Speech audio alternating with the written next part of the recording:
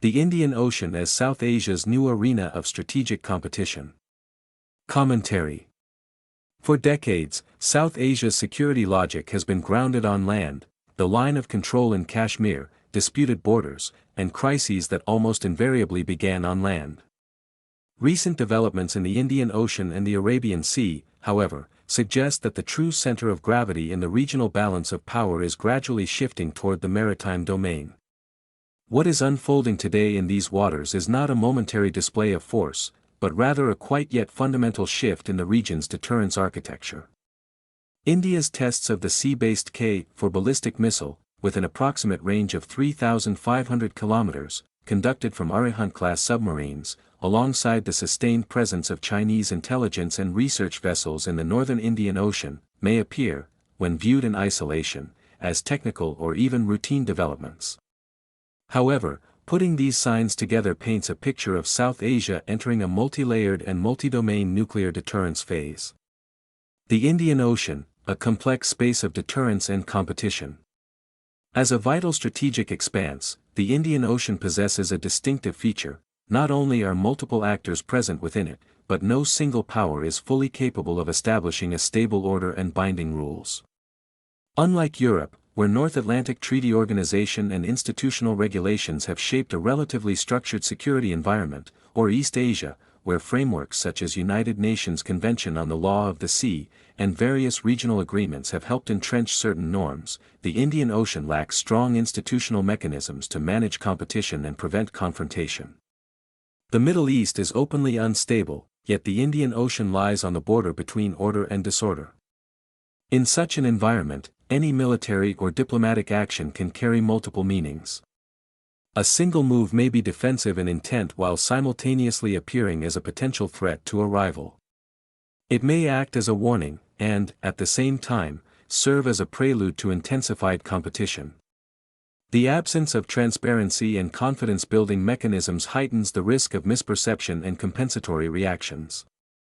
As a result, actions by regional actors in the Indian Ocean may, rather than sending clear deterrent signals, evolve into a persistent cycle of tension and reciprocal response. Missile tests and the deployment of nuclear-powered submarines, for example, can both generate strategic miscalculations among regional actors. India and maritime deterrence. In recent years, India's maritime strategy has been shaped with the aim of strengthening its nuclear deterrence capability. Through the expansion of its Blue Water Navy, the deployment of nuclear-powered submarines, and an increased presence along vital sea lanes, New Delhi has sought to consolidate its second strike capability.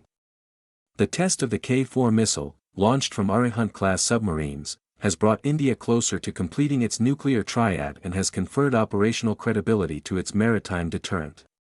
Yet maritime deterrence can contribute to stability only when it is transparent, reciprocal, and predictable.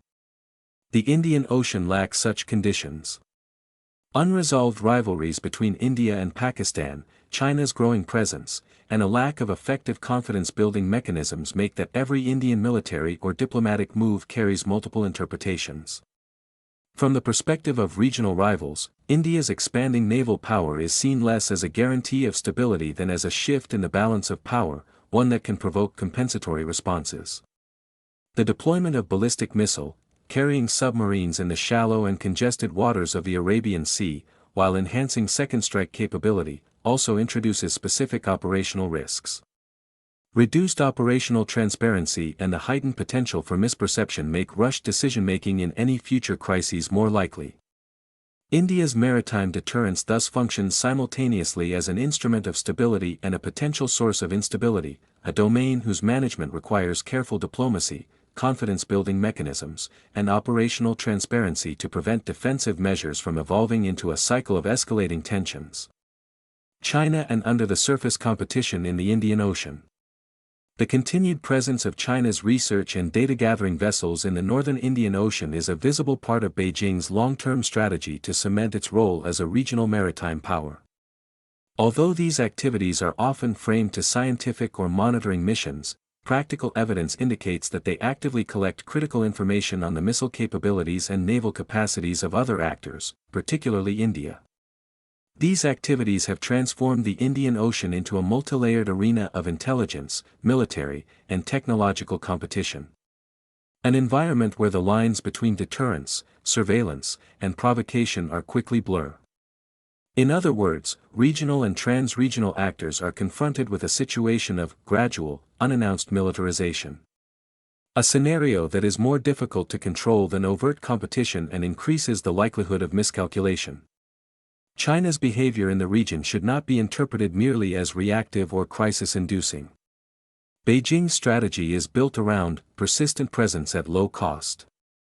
Data collection, oceanographic studies, and sea lane surveillance are more tools to reduce strategic uncertainty and protecting its interests in times of crisis than a costly display of power. This creeping, data-driven competition distinguishes itself from the overt confrontations of the Cold War, proceeding largely out of public view and with long-term implications on the balance of power. China's increased presence, particularly during India's missile tests, enabled the tracking missile flight paths and the collection of telemetry data. For Pakistan, this situation offers a temporary opportunity, access to an informal information umbrella that partially mitigates information asymmetry with India. However, this short-term gain simultaneously deepens Islamabad's dependence on Beijing and limits its operational freedom in managing maritime crises. Maritime risks in South Asia, the active gray zone. The northern Arabian Sea and Indian Ocean have become a high-risk flashpoint, where nuclear submarines, surface fleets, and intelligence-gathering vessels from multiple major regional powers operate simultaneously. There are no effective confidence-building mechanisms or clearly established emergency communication channels to prevent misinterpretation and hasty reactions. Historical experience show that many crises have not emerged from deliberate decisions to go to war but rather from miscalculations and misreading of signals.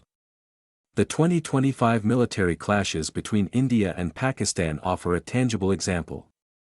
Crises in South Asia have a tendency to spread horizontally, and the transfer of tensions from land to sea, especially in the absence of robust emergency communication regimes, has rendered crisis management to a complex and hazardous. The simultaneous presence of nuclear submarines, aircraft carrier groups, and intelligence vessels within a geographically limited space significantly increases the likelihood of accidental encounters and escalatory responses. Even actions taken purely in self-defense can be perceived by other actors as a threat, triggering chains of reciprocal measures. Under these conditions, South Asia faces serious maritime risks, a reality that demands operational transparency, urgent confidence-building mechanisms, and continuous engagement among regional and trans-regional powers. Without such measures, the likelihood of unintended crises and rapid escalation of tensions remains exceedingly high. Indian Ocean, trade, energy, and global implications. The Indian Ocean serves as a vital artery for global trade and energy. Major sea lines of communications, including routes near India, Sri Lanka, and the Andaman Sea, carry enormous volumes of oil and petroleum products to Asian markets. Disruptions in these waters could sharply affect energy supplies, maritime insurance in South Asia, without clear arms control frameworks, risk normalizing the deployment of nuclear-capable forces in international waters, setting potentially dangerous precedent for other regions. This shift not only enhances nuclear deterrence capacity but also raises the risk of miscalculation and escalatory tension. The 2025 clashes between India and Pakistan showed that crises in South Asia have a strong tendency to spread horizontally. The transfer of tensions from land to sea, particularly in the absence of emergency communication channels, has made crisis management far more difficult. Regional stability ultimately depends, above all, on the ability of actors to manage competition, understand each other's red lines, and maintain effective trust-building mechanisms. Without such mutual understanding, the Indian Ocean, once considered the security fringe of South Asia, could become the epicenter of instability, unintended crises, and disruptions to global trade and energy flows. From Real Clear Wire.